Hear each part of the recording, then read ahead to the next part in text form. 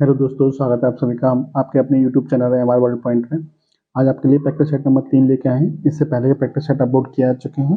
यदि आपने अभी तक नहीं देखे तो देख लीजिए और अपनी तैयारी का अपना कर लीजिए। देखिए, पहला क्वेश्चन क्या दिया हुआ है। 10 की पावर 9 गुणा 10 की पावर 2 डिवाइड बाई 10 की पावर 3। ठीक है, ये आपको सॉल्व करके बताना है इसका आंसर कितना होगा। तो देखिए देखिए आपने नियम पढ़े होंगे कि यदि a की पावर m गुणा a की पावर n है, यानी जब बेस समान होता है तो गुणा में घातें क्या होती हैं, जुड़ जाती हैं, यानी a की पावर कितना हो जाएगा, m प्लस n हो जाएगा। इसी प्रकार यदि a की पावर m है और बट्टे में कितना है, a की पावर n है, तो जब बेस समान होता है तो भाग में घातें क्या होती हैं, घट जाती हैं, यानी a की पावर कितना हो जाएगा, m माइनस के n। अब इन्हीं दोनों नियमों का पालन करते हुए इस सवाल को सॉल्व करना है। तो देखिए, ये दोनों गुणा में है और बेस समान है तो गुणा में घातें क्या होंगी, जुड़ जाएंगी, यानी 9 2 कितना हो जाएगा, 11। तो ये हो जाएगा आपका 10 की घात 11 और बटे में कितना है, 10 की पावर 3। अब बेस समान है तो घातें क्या हो गई, भाग में घट जाएंगी। तो 11 माइनस के 3 यानी कि कितना हो जाएगा, 8। तो कितना हो जाएगा, 10 की पावर आपका 8। ठीक है, ऑप्शन नंबर ए क्या हो जाएगा आपका राइट आंसर। नेक्स्ट क्वेश्चन देखिए। देखिए ये क्वेश्चन दे रखा है आपका, जो कि आपको सॉल्व करना है। तो इसको सॉल्व कैसे करते हैं, तो बोर्ड मास के नियम के हिसाब से सॉल्व करते हैं। बोर्ड मास का नियम क्या कहता है, देखिए बोर्ड मास का नियम मैंने आपको पहले भी पैट के साथ बता रखा है, इसमें फिर आपको दोबारा बता देता हूँ। बी का मतलब क्या होता है, बी का मतलब होता है ब्रैकेट यानी कि कोष्टक। कोष्टक में भी आपको कौन से कोष्टक को पहले सॉल्व करना होता है, कोष्टक देखिए सबसे पहले आपको रेखा कोष्टक सॉल्व करना होता है, यानी ये वाला कोष्टक इसमें दे रखा है ये वाला। उसके बाद फिर छोटे कोष्टक को सॉल्व करना होता है, फिर आपके मझली कोष्टक को सॉल्व करते हैं, तो उसके बाद अंत में करते हैं बड़े कोष्टक को। जब ये चारों कोष्टक सॉल्व कर लिए जाते हैं उसके बाद नंबर आता है ओ का, ओ मतलब ऑफ मतलब का इसमें कहीं नहीं रखा। फिर आता है नंबर डिवाइड का, ठीक है, फिर आएगा आपका गुणा का, फिर आएगा आपका जोड़ने का, फिर आएगा घटाने का। इसी क्रम में आपको सॉल्व करना है। तो देखिए कैसे सॉल्व करेंगे, देखिए मैंने क्वेश्चन लिखा हुआ अलग से, इसको यहाँ पे समझ लीजिए। देखिए सबसे पहले कौन सा कोष्टक खुलेगा, रेखा कोष्टक। तो 7 माइनस के 5 कितना होता है, 2। 7 माइनस 5 कितना होता है, 2। तो यहाँ से कितना मिल जाएगा, 2 मिल जाएगा। बाकी आप जैसा लिखा हुआ वैसा लिख लीजिए, यानी कि 10 प्लस के 26 माइनस के 15 गुणा में 20 माइनस के 5 डिवाइड बाई 2 गुणा 2, यहाँ से कितना मिल जाएगा, 2। ठीक है, अब नंबर आएगा आपका छोटे कोष्टक का। छोटे कोष्टक के अंदर भी चीजें किस नियम के अनुसार सॉल्व होंगी, बोर्ड मास के नियम के अनुसार। अब देखिए यहाँ पे माइनस भी है, डिवाइड भी है, गुणा भी है। सबसे पहले नंबर किसका आता है, सबसे पहले नंबर आता है भाग का। तो यहाँ पे कितना हो जाएगा, 5 में 2 का भाग कर देंगे तो ये हो जाएगा आपका 10 प्लस 26 माइनस के 15 गुणा ये हो जाएगा 20 माइनस के 5 बट्टे 2 गुणा 2। ठीक है, इतना ही बचेगा। अब नंबर किसका आएगा, गुणा का। भाग कर लिया आप, नंबर किसका आएगा, गुणा का। अब इन दोनों गुणा होगा तो 2 से 2 खत्म हो जाएगा आपका, कितना बचेगा यहाँ पे 5। और 20 में से 5 जाएगा तो कितना बचेगा 15। ठीक है, और 15 के बाहर कितना है, गुणा है। देखिए कितना आएगा फिर, 10 प्लस 26 माइनस के 15 गुणा 15। अंदर कितना बचेगा, 20 माइनस के 5 यानी 15 ही बचेगा, और बाहर क्या है 15, तो गुणा में आ जाएगा दोनों। ठीक है, अब आगे देखिए, तो ये हो जाएगा 10 प्लस के 26 माइनस के 15 इंटू 15 कितना होता है, 225। इसको सॉल्व करेंगे आगे। देखिए 10 प्लस 225 में से माइनस के 225 में से प्लस के 26 घटाएंगे कितना बचेगा, तो ये बचेगा आपका माइनस के 199। ठीक है, अब माइनस के 199 में प्लस के 10 जोड़ेंगे तो कितना बचेगा, माइनस के 189। ये आपका क्या हो जाएगा, राइट आंसर, यानी कि ऑप्शन नंबर डी आपका राइट आंसर हो जाएगा। नेक्स्ट क्वेश्चन देखिए। 36 और के का एलसीएम 72 है, तो के का संभावित मान क्या होगा। तो देखिए के का संभावित मान वो सभी मान होंगे जो जिससे क्या होगा, 72 को काटा जा सकता है। केवल 24, 8 24 72। देखिए 24 से 72 कट रहा है, 8 से भी कट रहा है, 24 से भी कट रहा है, 72 से भी कट रहा है, तो ये तीनों मान क्या हो जाएंगे, आपके के मान हो जाएंगे। ठीक है, यानी वो सभी मान के हो सकते हैं जो 72 को काटते हैं। तो ये तीनों ऑप्शन में दे रखे हैं, तो ये तीनों ही आपके क्या हो जाएंगे, राइट आंसर। नेक्स्ट क्वेश्चन देखिए। एक शहर की आबादी में लगातार 2 वर्षों में 10% और 20% की वृद्धि हुई, किंतु तीसरे वर्ष इसमें 25% की कमी हुई। तो तीसरे वर्ष में जनसंख्या और 3 वर्ष पूर्व की जनसंख्या का अनुपात ज्ञात कीजिए, अनुपात कितना होगा। तो देखिए हमने मान लिया कि शुरू में जनसंख्या थी कितनी थी, 100 थी। ठीक है, शुरू में जनसंख्या कितनी थी, 100 थी। अब पहले साल कितनी वृद्धि हुई है, 10% की वृद्धि हुई है, यानी एक साल के बाद जनसंख्या कितनी जाएगी, 100 का 110% निकालेंगे। फिर कितनी वृद्धि हुई है, फिर भी 20%, यानी 2 साल का जनसंख्या हो जाएगी इस पूरे का 120% निकाल देंगे। फिर 25% की कमी हुई है तो हम क्या करेंगे, इसका हम 75% निकाल देंगे। ठीक है, यानी ये जनसंख्या हो जाएगी आपकी 3 साल के बाद, ये जनसंख्या हो जाएगी 3 साल पहले की। ठीक है, आपसे पूछा गया है तीसरे वर्ष में, यानी इस जनसंख्या और इसका आपको क्या बताना है, अनुपात बताना है। पहले तो ये निकाल लेते हैं कि 3 साल के बाद में जनसंख्या कितनी हो जाएगी। देखिए 100 से 100 खत्म, 2 जीरो से 2 जीरो खत्म, 25 से कटेगा 3 बार, 25 से कटेगा 4 बार, 4 से कटेगा ये 3 बार, यानी 11 तिया 33 तिया 99, कितनी आ जाएगी 99 आ जाएगी। आपसे पूछा कि तीसरे वर्ष में जनसंख्या, यानी तीसरे वर्ष में जनसंख्या कितनी होगी 99, और 3 वर्ष पूर्व जनसंख्या कितनी थी 100 थी, दोनों का अनुपात कितना हो जाएगा 99 अनुपात 100, दोनों का अनुपात पूछा था कितना जाएगा 99 अनुपात 100, यानी कि ऑप्शन नंबर बी आपका क्या हो जाएगा राइट आंसर। नेक्स्ट क्वेश्चन देखिए, दो संख्याएं किसी संख्या से क्रमशः 30% और 60% अधिक हैं, तो दोनों संख्याओं का अनुपात ज्ञात कीजिए। तो देखिए कैसे सॉल्व करते हैं इसको। देखिए हमने मान ली जो तीसरी संख्या वो कितनी है 100 है, पहली संख्या कितनी अधिक है 30% अधिक है, तो पहली संख्या कितनी हो जाएगी 130 हो जाएगी, और दूसरी संख्या कितनी अधिक है 60 अधिक है, तो दूसरी संख्या कितनी हो जाएगी 160 हो जाएगी। आपको बोला क्या दोनों संख्या में अनुपात बताइए, दोनों संख्या में अनुपात निकाल लीजिए, 0 से 0 खत्म, कितना बचेगा 13 अनुपात 16, ये आपका क्या हो जाएगा राइट आंसर, यानी कि ऑप्शन नंबर डी आपका क्या हो जाएगा राइट आंसर। नेक्स्ट क्वेश्चन देखिए, एक लड़के के पास कुल 60 रुपए हैं, जिसमें कि 5 अनुपात 6 अनुपात 8 के अनुपात में 1 रुपये 50 पैसे और 25 पैसे के सिक्के शामिल हैं, तो 25 पैसे के सिक्कों की संख्या ज्ञात कीजिए। देखिए सिक्कों वाला क्वेश्चन मैंने अलग से कराए हुए हैं, अलग से वीडियो बनाई हुई है, उसमें कई तरह के क्वेश्चन कराए हैं, तो इस क्वेश्चन का आंसर आपको कमेंट बॉक्स में बताना है कि इसका राइट आंसर क्या होगा। नेक्स्ट क्वेश्चन देखते हैं, पृथ्वी राजधानी एक्सप्रेस से दिल्ली जा रही है जो 6 मिनट की देरी से चल रही है, ड्राइवर इसकी गति को 4 किलोमीटर प्रति घंटा बढ़ाता है, तो ऐसा करने से ट्रेन अगले स्टेशन पर जो कि 36 किलोमीटर दूर है और समय से पहुंचती है, तो ट्रेन की वास्तविक गति याद कीजिए। देखिए वास्तविक गति कैसे निकालेंगे देखते हैं। देखिए हमने मान लिया कि शुरू में ट्रेन की चाल थी वो कितनी थी x किलोमीटर प्रति घंटा थी, ठीक है। अब देखिए ये दूरी कितनी कुल मिलाकर दूरी है 36 किलोमीटर की, दोनों स्टेशन के बीच की दूरी कितनी 36 किलोमीटर, शुरू में चाल थी वो x किलोमीटर प्रति घंटा की चाल थी, तो शुरू में समय कितना लगता था, समय बराबर होता है दूरी बट्टे चाल, यानी शुरू में जो समय लग रहा था वो 36 बट्टे x समय लगता, ठीक है, यानी इतने घंटे समय लगता। अब जब चाल कितने की वृद्धि हो गई है 4 किलोमीटर प्रति घंटा की, तो अब चाल कितनी हो जाएगी x प्लस 4 किलोमीटर प्रति घंटा हो जाएगी। जब 4 किलोमीटर प्रति घंटा की चाल से वृद्धि हो जाती है चाल में, तो अब नई चाल कितनी हो जाएगी x प्लस 4 हो जाएगी।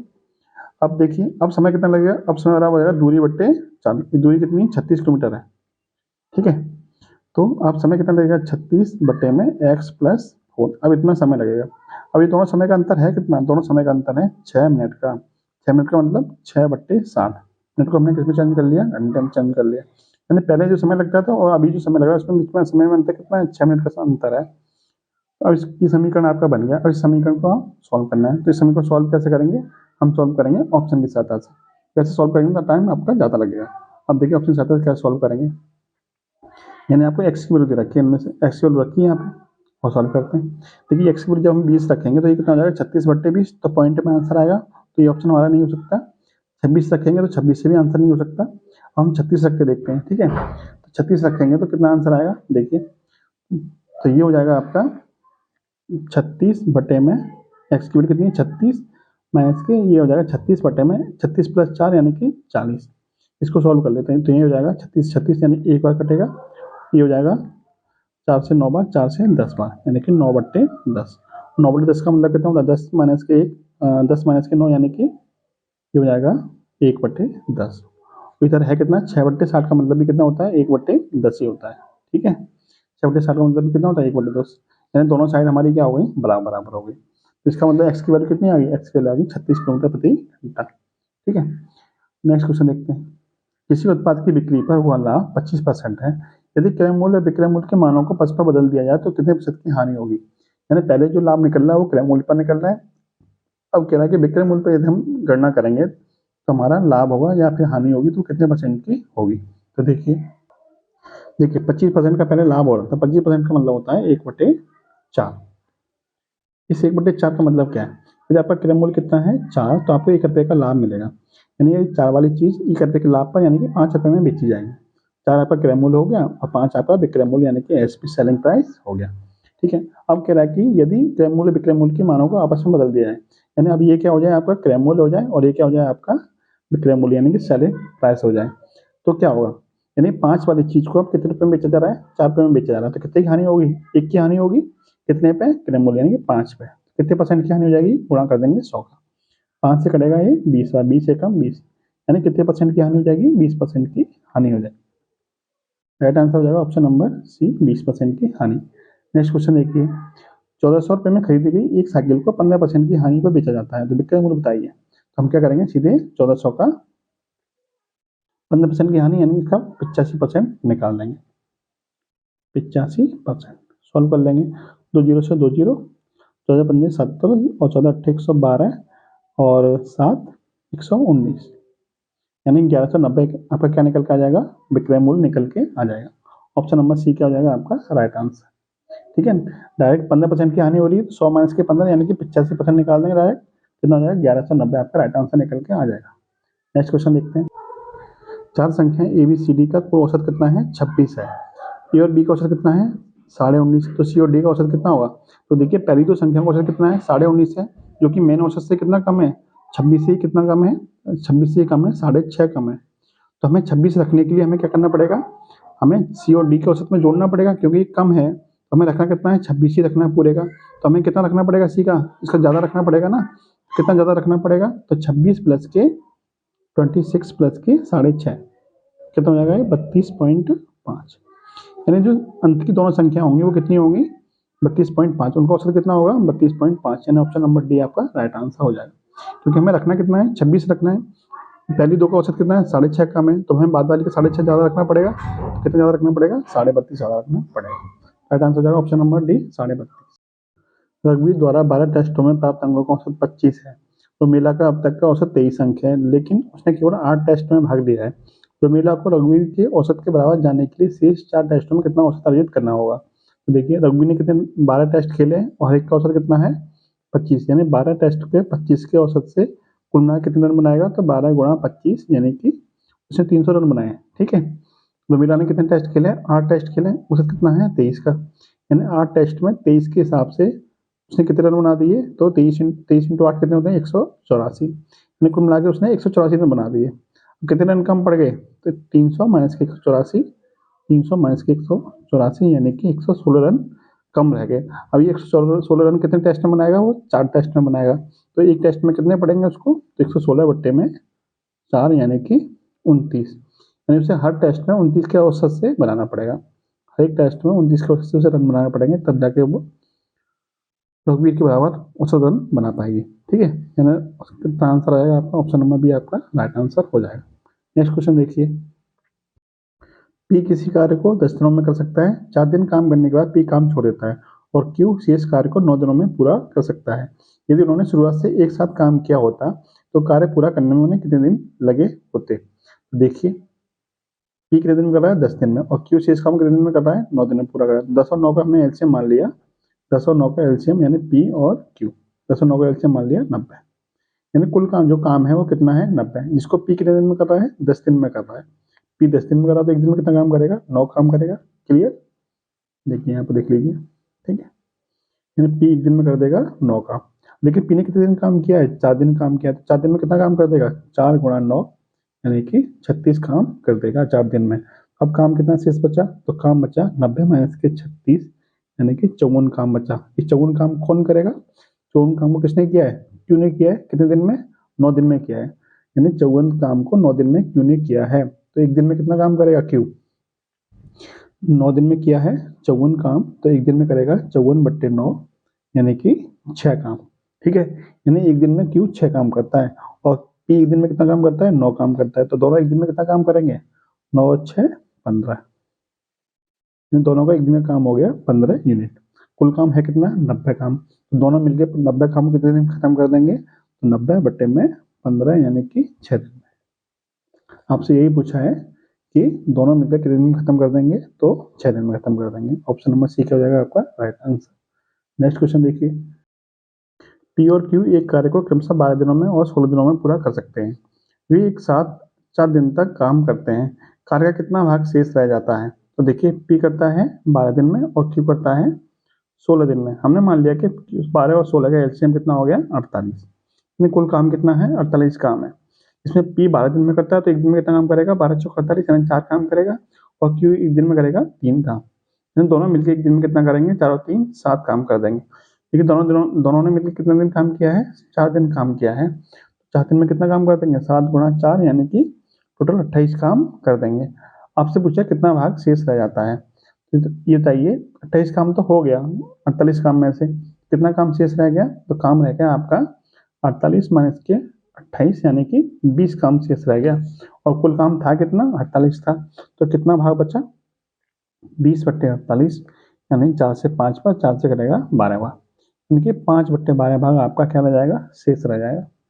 राइट आंसर हो जाएगा 5/12, option number C. Next question देखिए, एक महिला प्रत्येक वर्ष के प्रारंभ में 5% चक्रवृद्धि ब्याज दर पर 200 रुपए का निवेश किया, दूसरे वर्ष के अंत में उसकी कुल निवेश राशि कितनी हो जाएगी। देखिए है ना, हर साल जो महिला है वो 200 रुपए निवेश करती है, तो पहले साल जब उसने 200 रुपए निवेश किया होगा तो उसमें 5% दर से ब्याज मिला होगा, तो 200 का 5% कितना हो जाएगा 5×10, यानी उसे 10 रुपये ब्याज मिल जाएगा।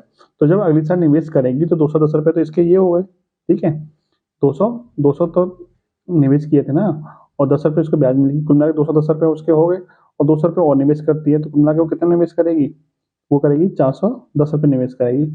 अब जो 410 रुपये में ब्याज मिलेगी उसे जब मिलेगी ब्याज कितनी मिलेगी, तो देखिए 410 का दर क्या है 5%, 410 का 5% कितना हो जाएगा आपका, 0 से 0 खत्म, 5 से 2, और 41/2 कितना होता है, 2 का भाग देंगे 41 में तो आ जाएगा आपका 20.5, यानी कितने रुपये ब्याज मिल जाएगी उसे 410 पर 20.5 ब्याज मिल जाएगी। तो उसकी राशि कितनी हो जाएगी 410 रुपये तो उसके पास थे, और 20.5 उसे ब्याज मिल गई, तो कुल मिला राशि कितनी होगी 430.5, जो कि ऑप्शन नंबर किसमें है, ऑप्शन नंबर बी में है।